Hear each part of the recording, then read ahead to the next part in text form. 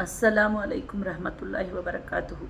मेरी प्यारी बहनें, जब कभी भी अकेलापन, तन्हाई, गम, दुख, दर्द, परेशानी हो, ख़ास करके हम औरतें बहुत ज़्यादा कमज़ोर महसूस करती हैं, बहुत ज़रा टूट जाती हैं, हमें वो दर्द बहुत ही बड़ा लगता है। लेकिन अल्लाह ताला ने हम औरतों को बहुत सारी खूबियों और नेमतों से नवाजा है। घर में चाहे कितने भी मेंबर्स क्यों ना हो, कितनी भी बड़ी परेशानी क्यों ना हो, चाहे वो हॉस्पिटल्स के बीमारी के एतबार से, चाहे वो ज़हनी एतबार से हो, चाहे बच्चों का, चाहे सास ससुर का, चाहे माँ बाप का, रिश्तेदारों का, या फिर बहुत बड़ी बीमारी ने आ घेरा हो घर में किसी अपने चाहने वालों को, या बच्चों पर मुसीबत आन पड़ी हो। जैसे कोविड के दौर में कितनों ने अपने माँ बाप को, अपने बच्चों को, अपने बीवी को, अपने शोहर को गंवाया। तो इस ऐसे दौर में भी हम औरतों को अल्लाह ताला ने ऐसी सलाहियतों से नवाजा है कि हम पूरा घर साथ में लेकर चलते हैं, हम सबको जोड़ के रखते हैं।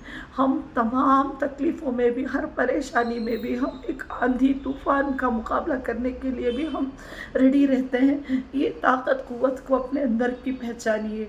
हर कोई औरत कभी न कभी कुछ अरसे के लिए तन्हाई, गम, दुख, दर्द, तकलीफ़, परेशानी का सामना कर रही होगी या कर चुकी होगी अपनी ज़िंदगी में।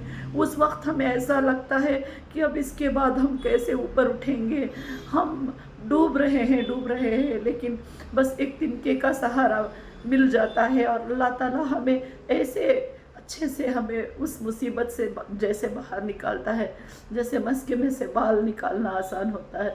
मेरी प्यारी बहनें, कभी भी नाउम्मीदी का दामन मत पकड़िए। अल्लाह ताला हमें बहुत ज़्यादा हिम्मत और ताकतवर बनाता है। कई औरतें ऐसे होंगी जो तलाकशुदा होंगी, कई झगड़ा करके अपने शौहर बीवी के साथ अलहदगी में होंगी, कभी माँ बाप को बच्चों ने घर से हकाल दिया होगा, अपनी उम्र के ऊपर भी तरस नहीं खा रहे होंगे माँ बाप के, कितने सारे भाई बहन जुदा हो गए होंगे। लेकिन कभी भी इन रिश्तों को अल्लाह ताला बेशक वापस करता है। आप उम्मीद का दामन रख के नेक राह पर चले, नमाज और सब्र से अपने मसलों को हल करें, क्योंकि अल्लाह पाक कुरान और हदीस में फरमाते हैं कि नमाज और सब्र, हम नमाज पढ़ने चाहिए हमारी हर एक तमाम ज़रूरत को। जब हमारा दिल टूटा हो जैसे, तो अल्लाह के सामने फरियाद करनी चाहिए, वज़ू करके मुसल्ला बिछा के। कभी आप वज़ू के पानी से भी महरूम हैं, मुसल्ला भी नहीं बिछा सकते, तो जहाँ कहीं भी है, बस अर्श के पास अल्लाह के आसमान में देखकर अपने दिल की बात अल्लाह से करना शुरू कीजिए। हमारा दिल का हाल अच्छा हो जाएगा। आज हज़ारों रुपये दे के जाके साइकियाट्रिस्ट के पास अपनी कहानी सुनाते हैं, जो कि ना तो खून का रिश्ता रखता है ना तो दूसरा।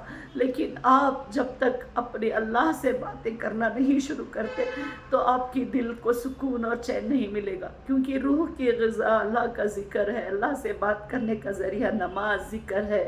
अल्लाह से बात करके दिल हल्का होता है, हमारे परेशानियाँ दूर होती है, हमारे गम दूर होते हैं।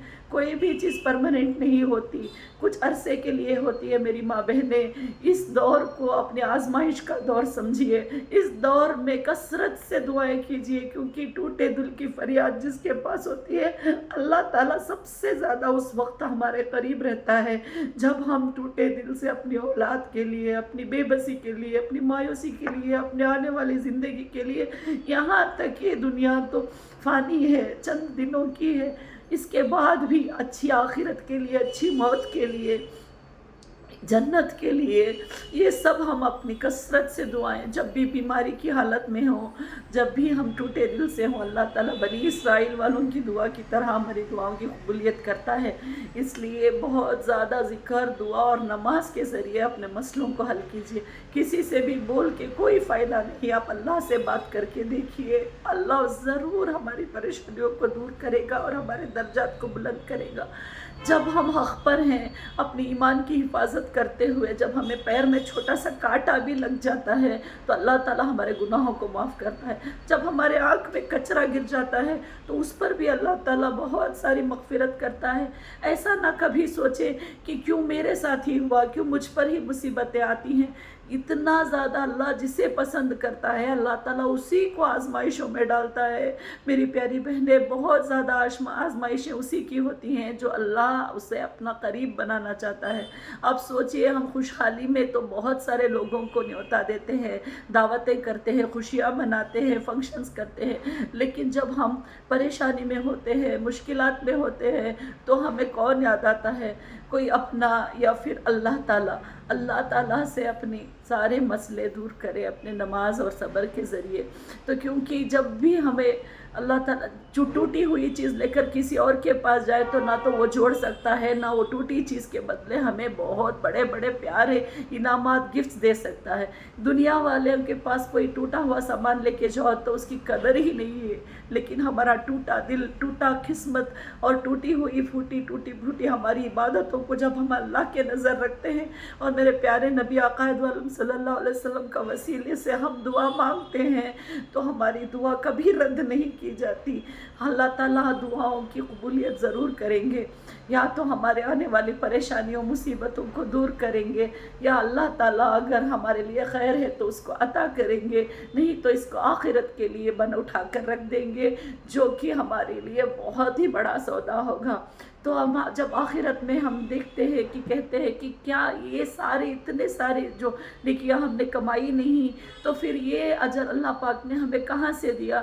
تو اللہ تعالیٰ فرماتا ہے، فرشتے جب فرماتے ہیں کہ یہ جو دنیا میں تم پر مصیبت کا پہاڑ ٹوٹا تھا، شوہر کے اعتبار سے، اولاد کے اعتبار سے، زندگی کے اعتبار سے، مالی اعتبار سے کسی چاہنے والے کو چھین لیا ہو اللہ تعالیٰ نے، یا پھر کوئی بھی پریشانی غم نے تمہیں جو آ گھیرا تھا، اس وقت بھی تم ایمان پر رہی، اپنی عظمت کی حفاظت کری، اور نہ تو شرک میں تم مبتلا ہوئی، نہ نا امیدی کا دامن تم نے پکڑی، تم صبر جمیل کے ساتھ جو رہی، استقامت کے ساتھ، اسی کا بدلہ ہے یہ۔